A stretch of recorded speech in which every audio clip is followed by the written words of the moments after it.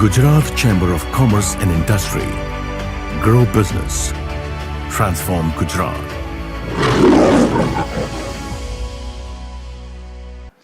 The opening comments, I think I would say that we are talking about green policy and finance.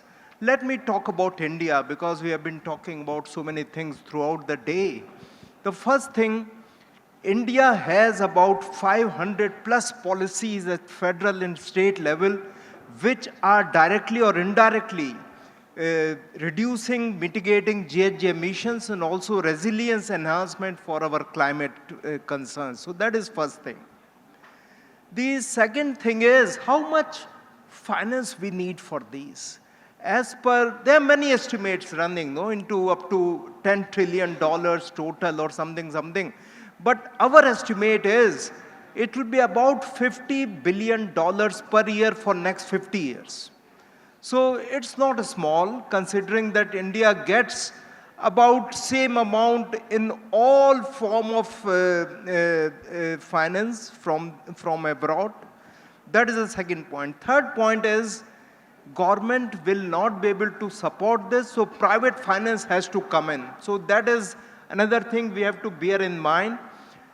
Why would private finance come? Because they are looking for gains and they are looking for profits. So that is the most challenging part. Now, how can climate finance create profits for everyone?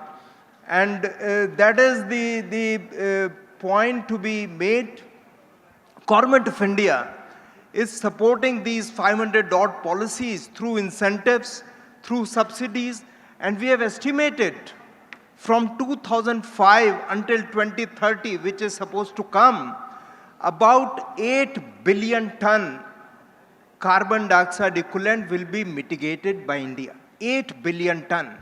And Government of India would have provided support of up to $80 billion. So what does it mean? That inbuilt about $10 per ton is the carbon price, which is happening with all this support. So with this perception that India is not doing sufficient, some countries, some people may have this perception, but India is doing massively, I must say. India has 8 NDCs, 2 are quantitative NDCs, nationally determined contribution. One is to reduce our GHG intensity of GDP by 45% between 2005-2030. This is the first important NDC. Second thing is to have about 50% capacity for electricity generation from non-fossil forces. These sources include renewables, these include hydro, large hydro, and nuclear. So let us be very clear. And the third one is net zero by 2070. It is very difficult to have net zero CO2, so we have to have agriculture, forestry, other land use contributing to this net zero, because touching zero by 2070 is challenging. So now, without giving much ado, I would request the speakers to come. Maybe I will go first to my left, and left is always right. Ms. Priya Vakil. Thank you. Thank you, Professor Garg. It's great to be on a panel with you once again, and very happy to be in a room with so many familiar faces. Let me take a moment to just introduce myself and the organization that I represent. So IFC, which is the International Finance Corporation, is the private sector arm of the World Bank. IFC invests with companies in the form of direct investments and indirectly through financial institutions like banks, NBFCs, etc. As such, IFC looks at, across sectors and looks at investments in real estate and manufacturing, agri, etc. I work closely with the team that actually looks at real estate investments. So I know we've already had our fair share of real estate discussions, but allow me to quote a few examples from the real estate space as I talk through this. So two quick facts that I want to share. So the first being, in 2024, India was the largest issuer of green bonds in Asia, ex-China, right? So just within emerging markets. So if we want to give ourselves a pat on the back, we can say, that's great. We're leading within the emerging market space. However, it still remains that this is a very small part of what is yet to be done in terms of the climate finance piece. So, for example, in real estate, far, far less than 10% of the total real estate finance that was put out there in 2024 was actually green finance. There are technically three forces that come into play which determine how quickly aspects related to green finance move. And allow me to share this. I know we have, MSMEs in the room, and I'll try to build the correlations so it's relevant for you. But essentially, there are three key stakeholders. So one is regulatory forces that drive this climate finance initiative. More than anything, they lay the groundwork and the frameworks required for everyone to understand what is green finance, what constitutes green finance. Is it a renewable energy project that can be financed? Is it EV and mobility-based finance? Is it sustainable infrastructure? So what exactly are those projects that can be financed? And to that extent, from a Government of India perspective, we are now beginning to put out that taxonomy, which is what it's called in the form of a document, a climate taxonomy that highlights what those projects would be. So that'll bring a lot of clarity to both investors as well as companies. In terms of investors, they need to get creative with the green product offering that they're making. So preferential pricing is a huge incentive, and this is across emerging markets, whether it's Indonesia or Malaysia, et cetera, where if you get a discount against a green finance, it is sure to be a win-win across the board. And then the third piece is, of course, the organizations themselves that need to ready themselves to align with these green finance requirements, which is getting more and more transparent and more clear. And development finance institutions like IFC are also contributing hugely in that space, and I'll touch upon that as we go along. I want to come now to my second interesting fact. Our carbon budget, which remains in terms of the total carbon dioxide emissions that we can allow into the atmosphere, such that we don't exceed that 1.5 degrees in global warming, is essentially 6 years away. So we're about to exhaust our carbon budget in 6 years' time. So whether there are political forces that ask you to comply or not comply, or whether North America is taking a stand thanks to, perhaps Trump, et cetera. I know we had people touch upon that already, the Trump effect, so to speak. The truth is, we're running out of time. And large organizations, a lot of governments essentially have come to terms with this, and they are putting structures in place. So ESG, decarbonization, none of that is going away, in my perspective. And that is a very strong case for climate finance, and it's a very strong case for whether it is a large organization or a small organization to begin to ready ourselves with these sort of climate frameworks, ESG frameworks, so that we are future ready to leverage such finance products. I think I have maybe 2 minutes more. I'll give you maybe 1 or 2 examples of the kind of work that IFC does. So taking real estate as an example. So IFC, for example, has lent money via indirect investment, so with a financial institution like HDFC Capital. which in turn will then lend money to developers for construction finance. And as part of that new fund, all the projects will be required to meet at least a minimum energy performance requirement, which is technically 20% better than the local benchmark in terms of energy, water, and material, embodied material. So this is just an example of how institutions like IFC, if not via direct investment, by indirect investments is able to nudge the ecosystem to actually up their game when it comes to climate performance. An example of a direct investment, and IFC may not be able to make smaller investments in some cases, so I'm going to use an example of a REIT that they invested with, the Brookfield India REIT, which is about 20 million square feet. And they lent them essentially $100 million, which is pure climate finance, which will take their entire portfolio of buildings, which are today sitting anywhere between 20 to 30% in terms of energy savings and energy reduction, and help them bump that up to over 40%, with some buildings even reaching net zero. Right? So this was essentially packaged for an entire platform like a REIT to get closer and closer to their decarbonization and net zero goals.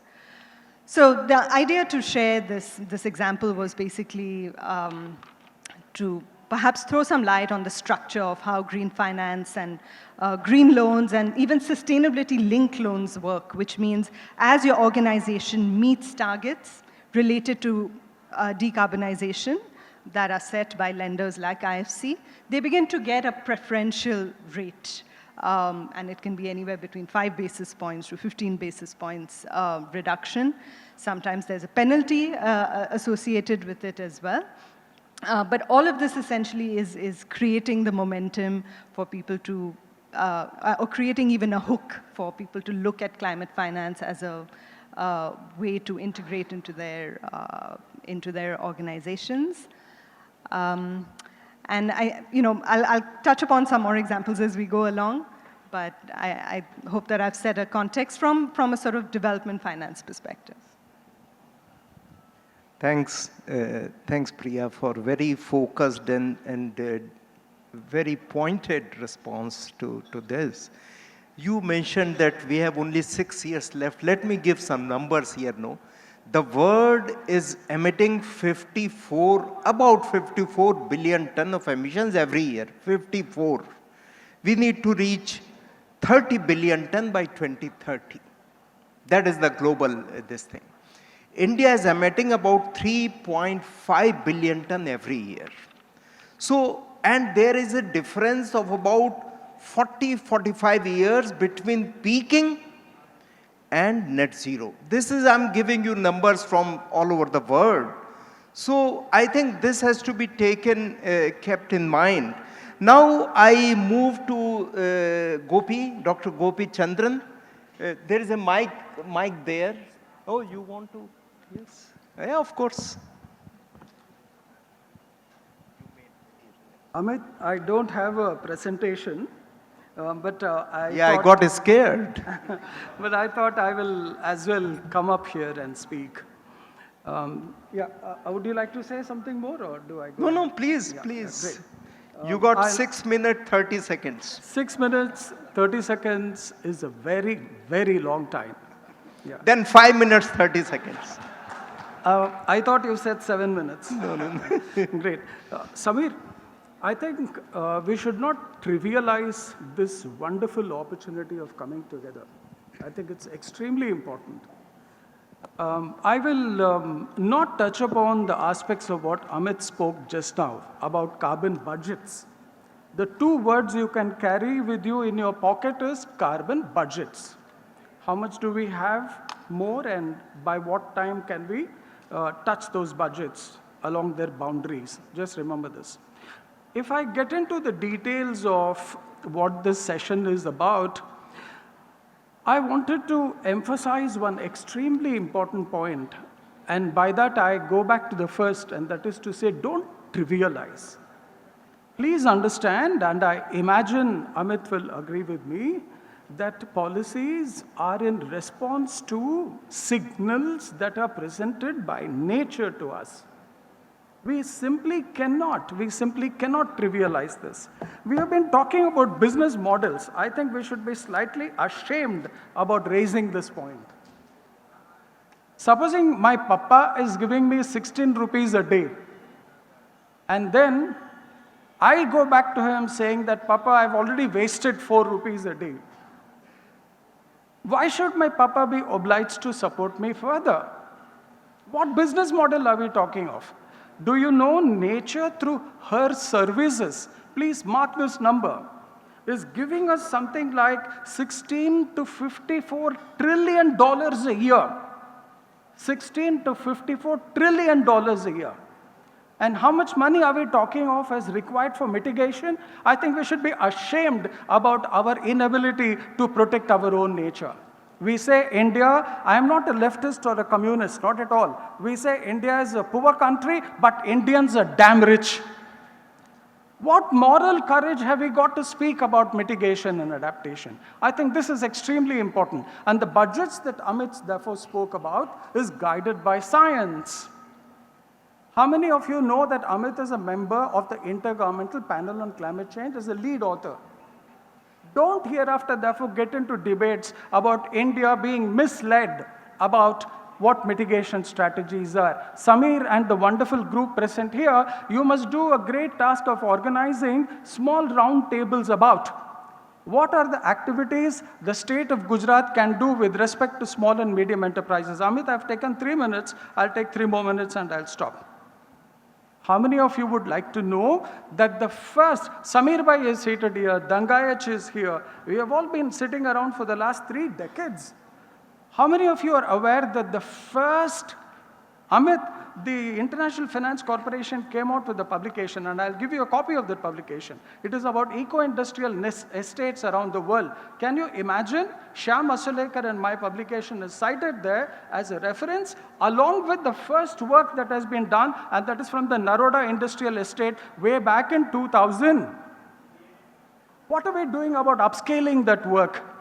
Therefore, if somebody were to ask us about, do we have empirical evidences about the kind of limits and limitations small and medium enterprises suffer? Do we have answers to those questions? The answer is a big no. I've got the courage to speak with you about all of this because I'm also an Ahmedabadi. I've been here 30 years, around this place. So, the most important takeaway, nature is giving us $16 to $54 trillion per year, and we waste $4.6 to $5 trillion simply by creating pollution and health impacts. We waste this money, and isn't our business to therefore go back into mitigation and adaptation measures? Please do not therefore, which is point number 3, get confused between a policy, which is a statement of intent, a plan, which is a set of actions that will transform the intent into a reality, programs and projects. Policies, plan, program, projects, continuum are extremely important, and we should keep this in mind. Point number 4, please take this with you when you walk out of this room. Net zero is a concept that existed yesterday. Can you imagine what are the 2 latest concepts we are talking of? It is real zero and fake zero. Real zero and fake zero. I will pass your claps to the authors of these publications, not me. They define, and don't you think we should be talking about mitigation, going beyond what we should be doing, and therefore bring down the level of impacts? We speak a lot about culture, but I think we should be transforming that intent into a reality. Amit, just 1 more minute. We spoke about policy-driven finances. There is a classic mission of the government of India. Anant seated here, Anant is creating one platform now. He was one of the founders of the Adani University, a master on metallurgy. He is inspired by what is called Aditi, which is assistance in deploying energy efficiency technology in industry and establishments.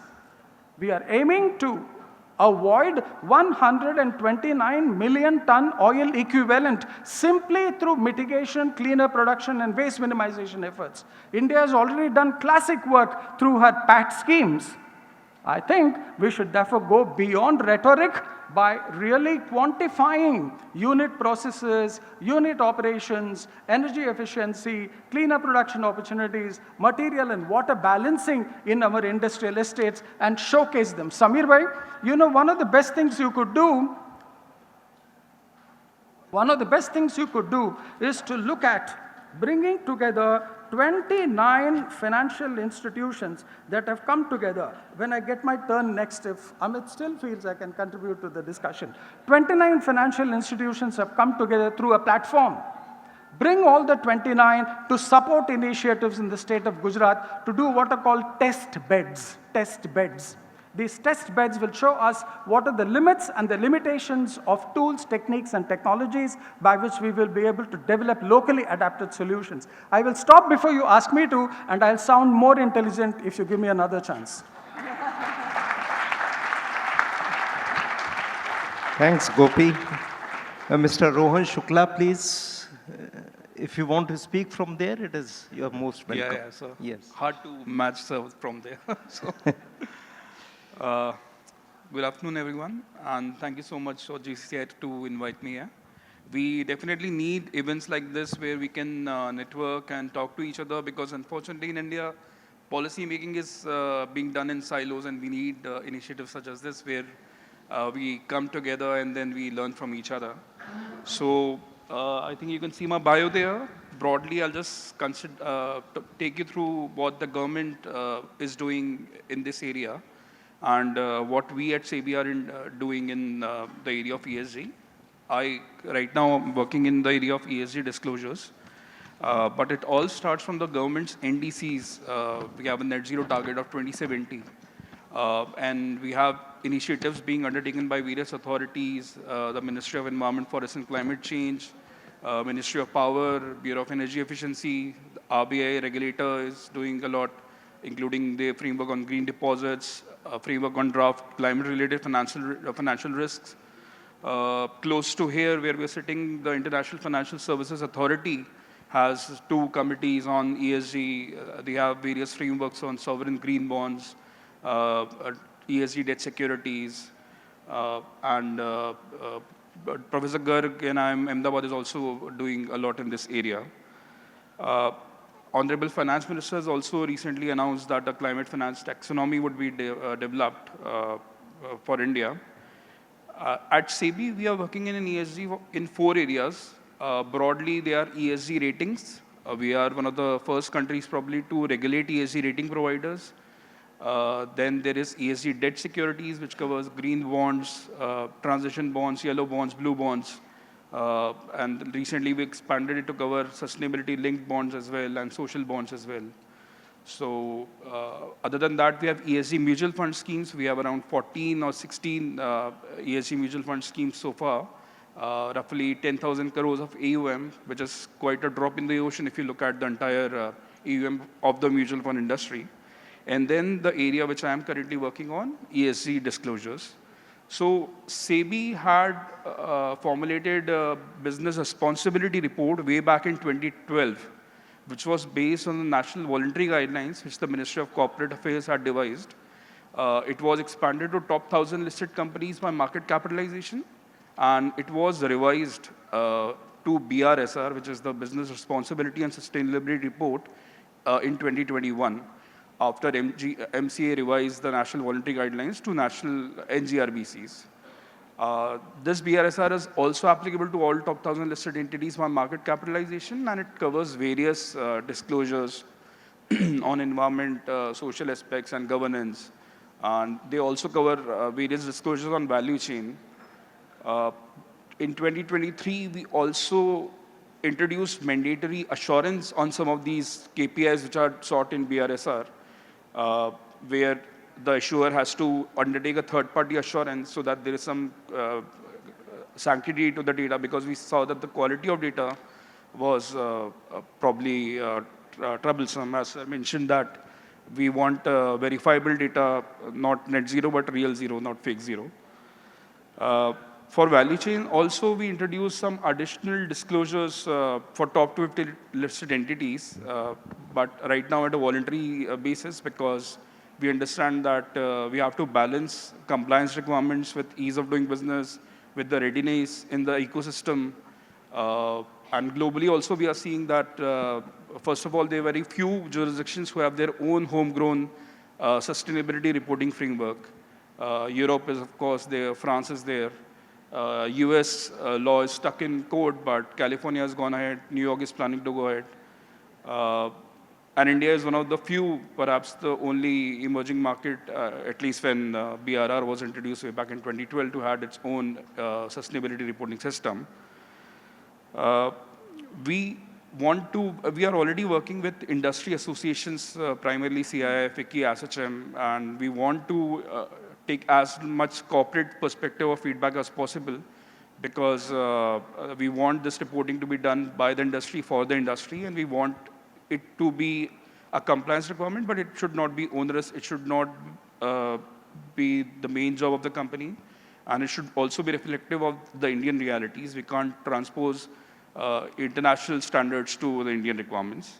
So we have industry standards forum, and I think you all are from corporates or from value chains. So please reach out to these industry associations as well to relay your views to SEBI.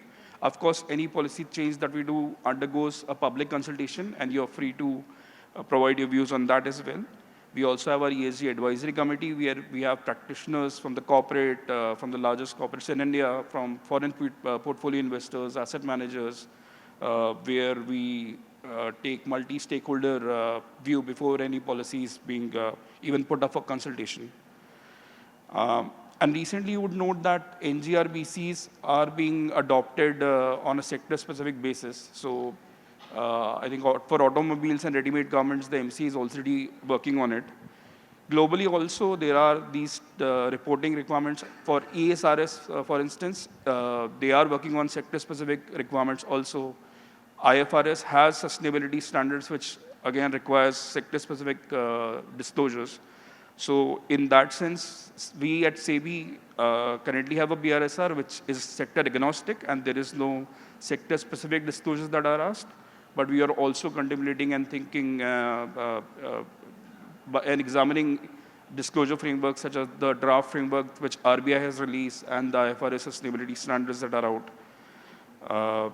So broadly, we are working with the government, working with the corporates, working with multilateral development banks, universities, to collectively take this ESG journey forward. And we often come to these industry outreach events to gather some feedback and to get a sense of the pulse of the market, and not just make regulations out there in silos. I think that's it from me. Thank you. Thank you. Thank you.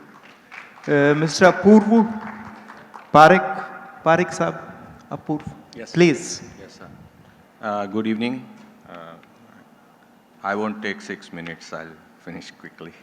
Thank you. I know everybody's now tired. So anyway, I'm Apurva Parekh. I'm a civil engineer, and I work on design of infrastructure projects as well as buildings.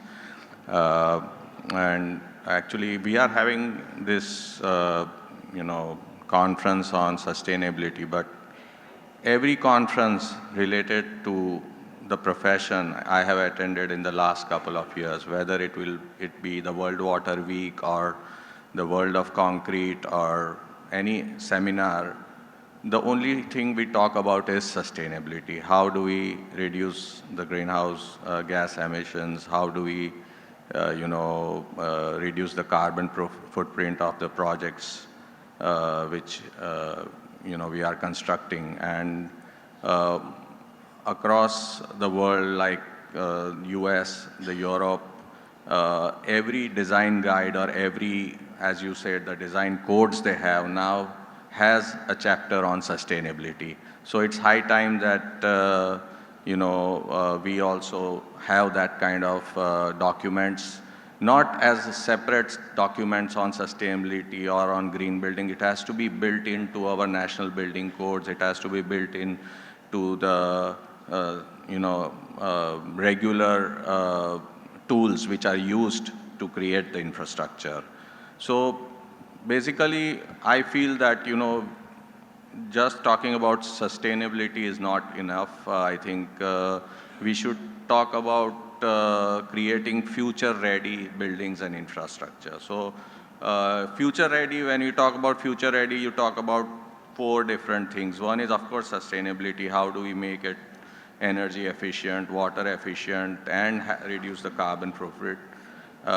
We are seeing, every day that climate is creating havoc. So, for example, today we read that this was the hottest February in 125 years. So, and then tomorrow we will have 10 inches of rain in a few hours, and then we will have an earthquake. So we need to make sure that we have resilient infrastructure, and that just cannot come at the building level. It has to start from the regional plan level. The development plans have to address that, followed by the, the design guidelines, the development regulations, and then, of course, at the building level, one needs to be very sensitive about that.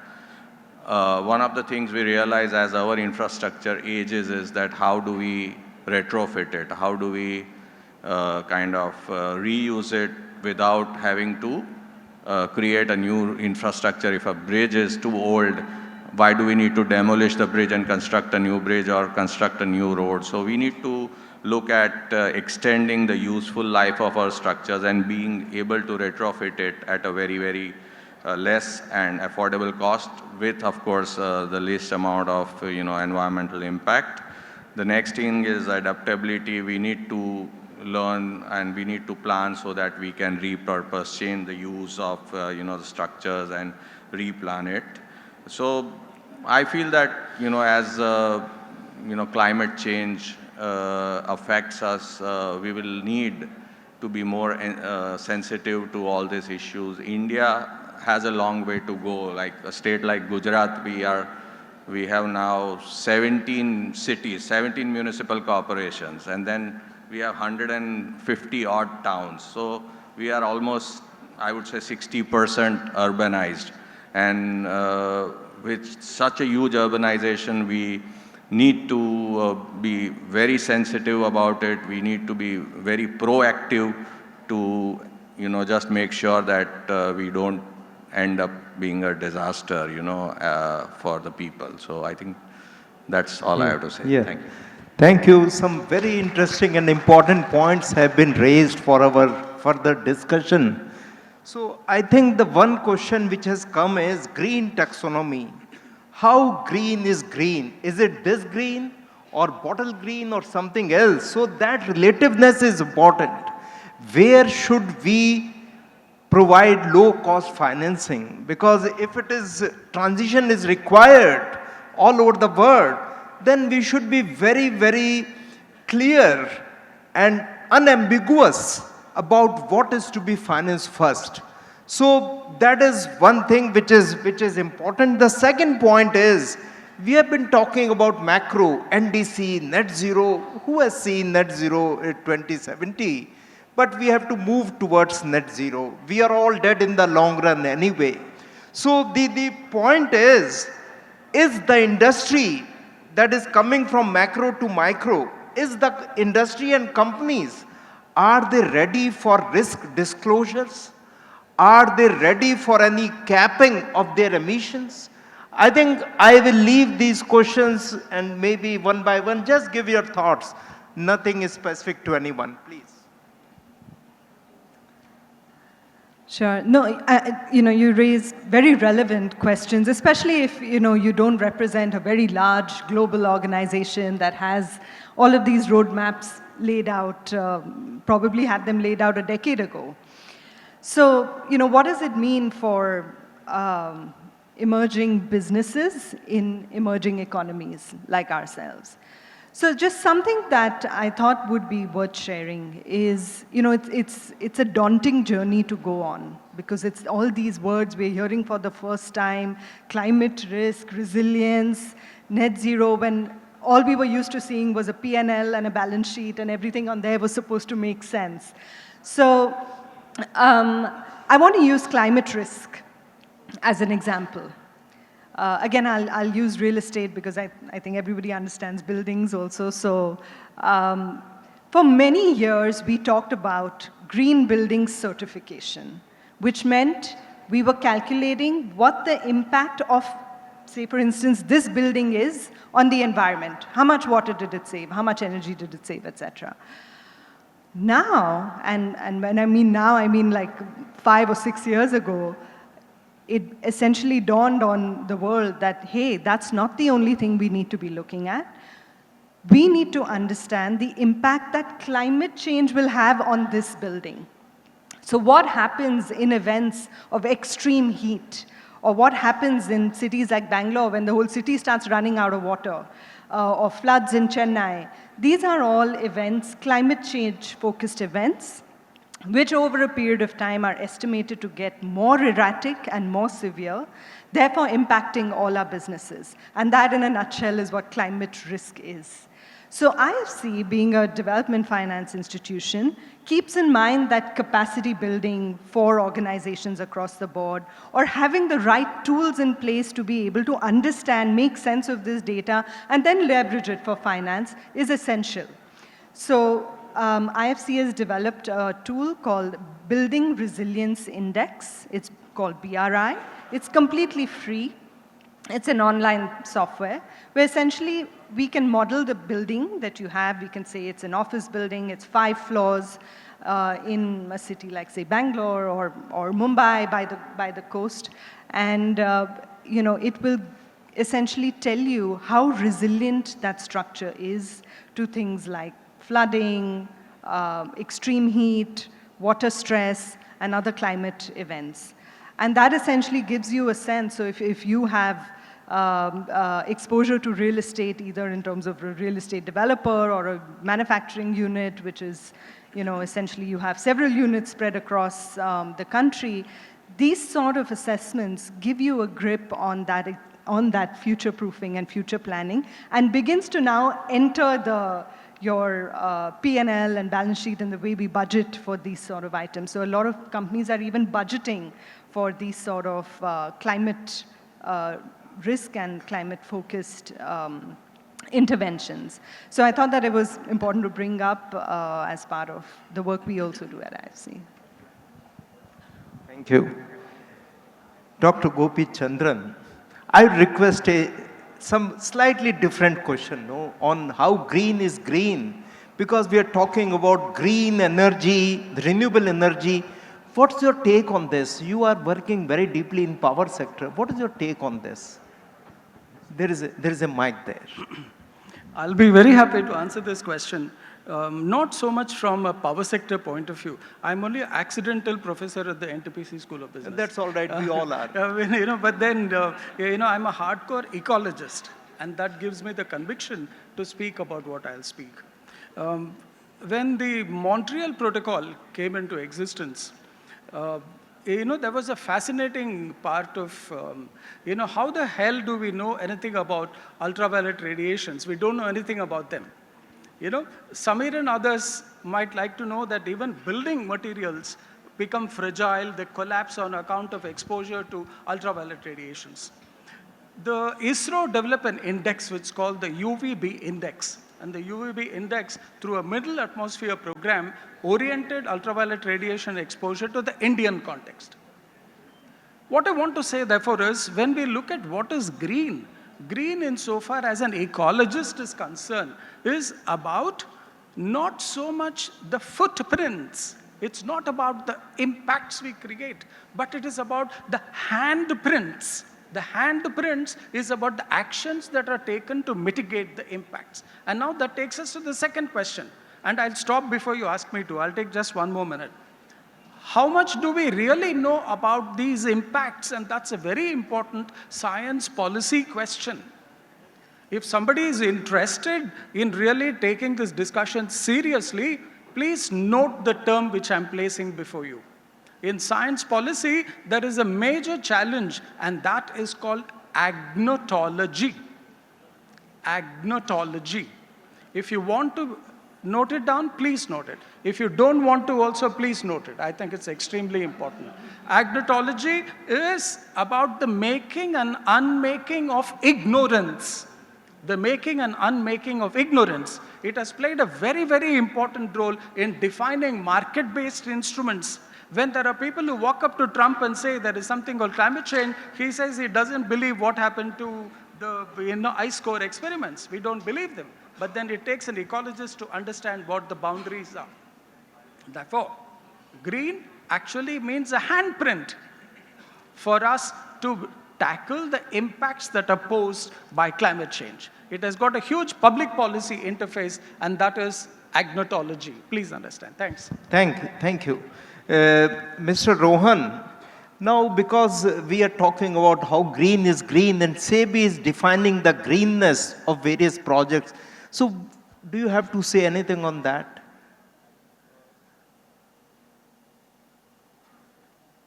Hello. Yeah.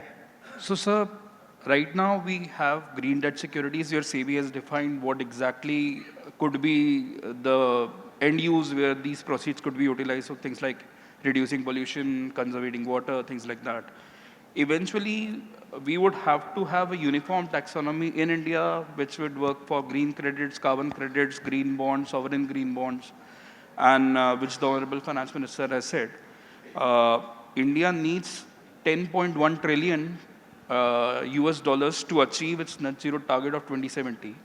The problem is all the money is flowing in green industries and green companies, while India needs money to fund companies to finance their movement from brown to less brown. So that is the need of our end. That's why transition finance is what we need really as a country. And that's why we have transition debt securities here at SEBI. We have a framework for that.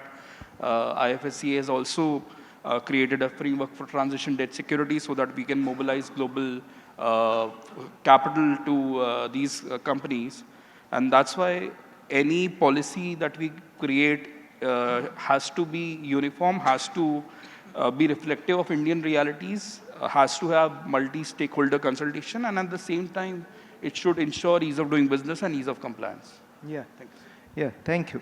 Now, I think, Apurv, you are working so much in infrastructure, designing cities, 17 cities in Gujarat you spoke about. Now, do you think we are ready for disclosures? That what is my risk if I put a building here? Is it in the path of a water flow where it will be inundated in 5 years, 6 years time? Do you suggest this type of thing to be taken up by the industry firms? So if you ask me whether we are ready, we are not ready, but we are getting there. I will give you an example that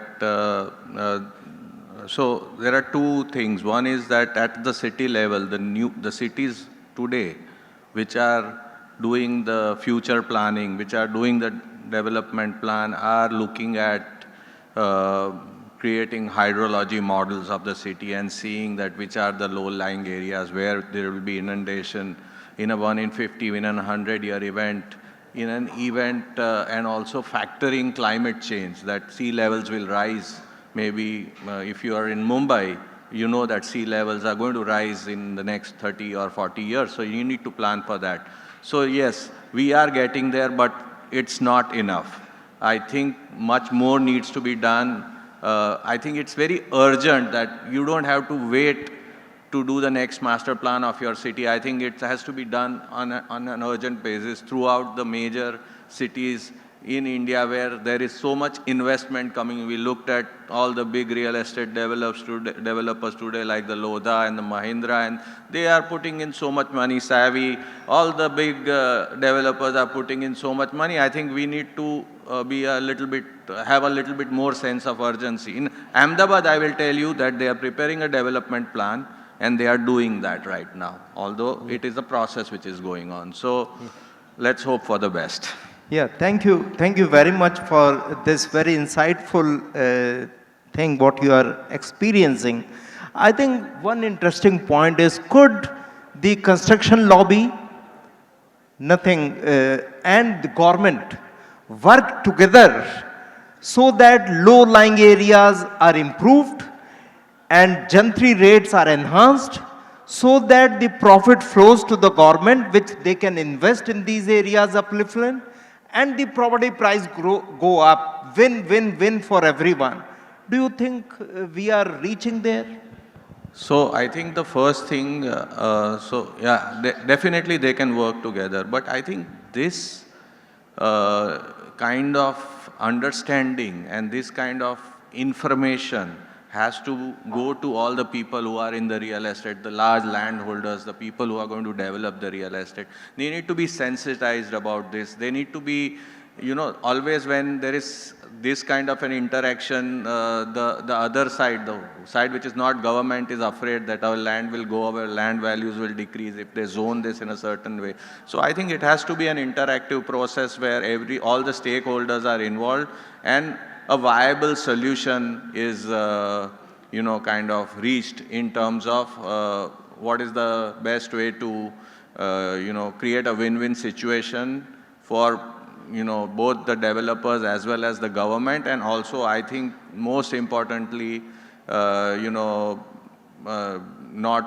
impact, because we always feel that what we see on the ground is the world, but I think below the ground is also another world. So when you take out the forests and you create, inundated areas, you are spoiling the land and you are spoiling everything, the upstream, the downstream, the entire area. So one needs to look at it from a holistic point of view. I'll just give you one example. Like if you go to US and if you have to make a development, there is a very simple rule. The post-development outflows from your development, for example, you're putting up like 20-acre township. The post-development flows in a 1-in-100-year event from your area cannot exceed the pre-development flows, which means that because you're going to pave the area, so you are going to create imperviousness, and so more water will go out when it rains. No, you're not allowed to do that. You need to create the storages within your 20-acre campus to ensure that, only what was being discharged out to the natural waterway is maintained, thus not impacting the environment outside of your development. Thank you. So before I request them for their last single point, maybe I'll open the floor for any questions to coming, and then I'll give the floor to them again. And they can think until that time. Yes, please give the mic there. Anjali? I have the questions. We've been QRing them all day. So, can Rohan explain the difference between reasonable assurance and limited assurance? So thank you for the question. SEBI has not defined what is reasonable assurance, what is limited assurance. It depends on the assurance standard that you're following. Earlier, there used to be ISA 3000, which was assurance of non-financial information. Now, recently, ISSF 5000 standard has been published, which delineates the differences between reasonable assurance and limited assurance. But perhaps more importantly, and one thing which I have not touched upon earlier, is that we have made assurance voluntary in the sense that the company have an option to do assurance or assessment, where assessment is would be based on the Indian standards that we would devise along with the industry. It would also be a form of third-party verification of sustainability reporting, but it would be relying on the data which is already submitted by the company to authorities such as pollution control boards, labor commission, or data which is verified by other body or other entities such as a financial statutory auditor. Thank you. Okay. Are we thinking to extend the BRSR applicability to organizations other than the 1,000 top market cap organizations? Would anyone like to take that? So should I answer? Yeah, it's for you only. So BRSR, we are mandated for the top 1,000 listed entities, but if you take a look at exchange websites where all these submissions are made, roughly 1,200, 1,300 companies disclose BRSR. A lot of companies do it voluntarily because their investors demand it. I know all real estate investment trusts that we have in India disclose an ESG report even though they are not mandated to do. Infrastructure investment trusts disclose these reports. Even some startups have started disclosing BRSR framework because perhaps they're eyeing a public listing also at some point. So while we have mandated for top 1,000 listed entities, but it is voluntary for any entity, be it listed, unlisted, small, large, to adopt or disclose as per BRSR framework. Okay, and how is SEBI looking forward to pushing industries toward green policy implementation with BRSR compulsion? So we at SEBI believe in transparency and disclosure. We don't say that you have to have such and such level of emissions, or we don't sit and judge you on your ESG performance. We just ask that whatever your ESG profile is, KPIs are, you need to disclose that so that stakeholders, whatever they be, investors, lenders, they can take an appropriate call based on their opinions.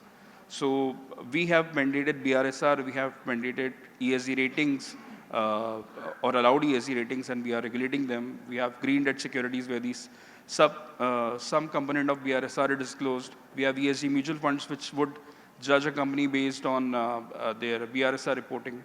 But that's all we can do at SEBI, is to push for more transparency, push for more disclosure, rather than pursuing an agenda otherwise. All right. Yeah. Thank you so much. Thank you, everyone. Thank you. Gujarat Chamber of Commerce and Industry. Grow business. Transform Gujarat.